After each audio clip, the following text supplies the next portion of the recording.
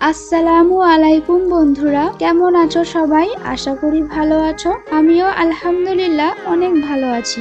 JS বং kitchen চ্যানেলে তোমাদের সবাইকে জানাই স্বাগত। তো অনেকদিন পর তোমাদের জন্য একটা রেসিপি ভিডিও নিয়ে এলাম। আজ আমি বানাবো খুবই সিম্পল আর ইজি, কোনো রকম ড্রাই ফ্রুট ছাড়া নলেন গুড়ের কেক। আজকের রেসিপিটা অনেক সহজভাবে আর অনেক কম উপকরণে বানিয়ে দেখাবো। কোনো রকম ওভেন, হ্যান্ড বিটার কিংবা ইলেকট্রিক হিটার ছাড়াই বানিয়ে দেখাবো। তাহলে বন্ধুরা পুরো ভিডিওটা কন্টিনিউ করো। নলেন গুড়ের কেক বানানোর জন্য প্রথমেই গুড়ের পাটালিটা গ্রেট করে নিচ্ছি।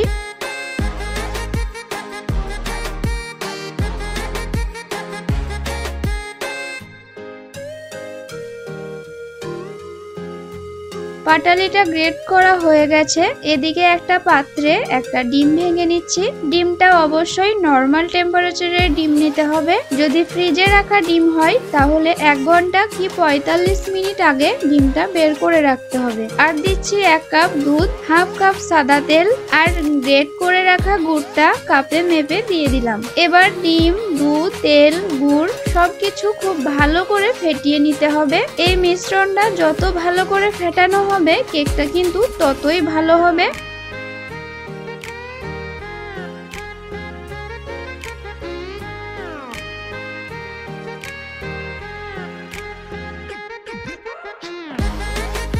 এটা আমি বেশ কিছুক্ষণ ফেটিয়ে নিয়েছি। দেখতে পাচ্ছ কালারটা একদম চেঞ্জ হয়ে গেছে।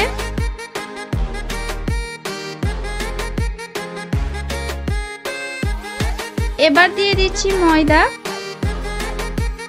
2 চামচ গুঁড়ো দুধ। এই দুধটা দেওয়ার কারণে কেকের টেস্টটা কিন্তু খুব ভালো আসবে। চাইলে তোমরা স্কিপ করতে পারো। আর দিচ্ছি 1 চামচ বেকিং পাউডার আর হাফ চামচের থেকে একটু কম বেকিং সোডা। এবার সব উপকরণগুলো একসাথে মিশিয়ে নিচ্ছি। মিশ্রণটা খুব ভালো করে মেশাতে হবে যাতে কোনো নালস বা দানা দানা অংশ না থাকে। দেখতেই পাচ্ছ ব্যাটারের মধ্যে একটা ক্রিমি ভাব চলে এসেছে। আর এই ব্যাটারটা এরকমই স্মুথলি বানাতে হবে। ব্যাটারটা তো রেডি হয়ে গেছে। এবার এই পাত্রটার মধ্যে আমি কেকটা বানাবো, তাই পাত্রের মধ্যে অল্প তেল বুলিয়ে নিচ্ছি।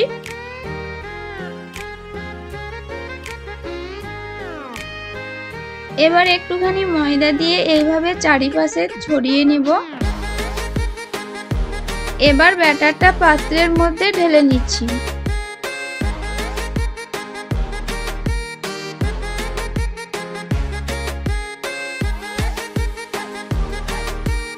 এই কড়াইয়ে কেকটা বসাবো, তাই একটা স্ট্যান্ড বসিয়ে দিচ্ছি। হাতের কাছে যদি স্ট্যান্ড না থাকে তাহলে যে কোনো ছোট প্লেট বা বাটি উপর করে দিয়ে দিতে পারো। এবার কেকের পাত্রটা বসিয়ে ঢাকা দিয়ে দিচ্ছি আর এই ছিদ্রটা বন্ধ করে দিচ্ছি যাতে ভিতরের বাতাসটা বেরিয়ে না আসে। এবার 45 মিনিট মিডিয়াম টু লো আছে কেকটা বেক করার পর তোমাদের দেখাচ্ছি। কেকটা দেখো আলহামদুলিল্লাহ অনেক ফুলে উঠেছে। আর কেকটা হয়েছে কিনা কাঠি দিয়ে চেক করে নিচ্ছি। দেখতে পাচ্ছ কেকটা কিন্তু এখনো হয়নি, কাঠির গায়ে কেকের অংশ লেগে আসছে। তাই আবারও ঢাকা দিয়ে দিচ্ছি 10 মিনিটের জন্য। 10 মিনিট পর আবার তোমাদের দেখাচ্ছি।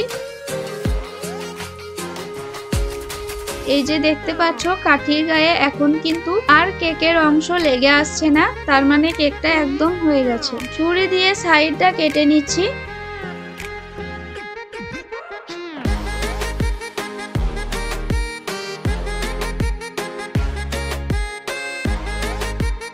কেকটা কিন্তু খুব সহজেই ছেড়ে আসলো। আর কেকের কালারটা তো দেখতেই পাচ্ছ, মাশাআল্লাহ বেশ সুন্দর হয়েছে।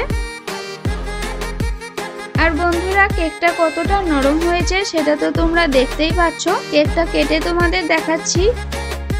আর কাটা দেখেও তোমরা বুঝতে পারছো কেকটা কতটা নরম হয়েছে।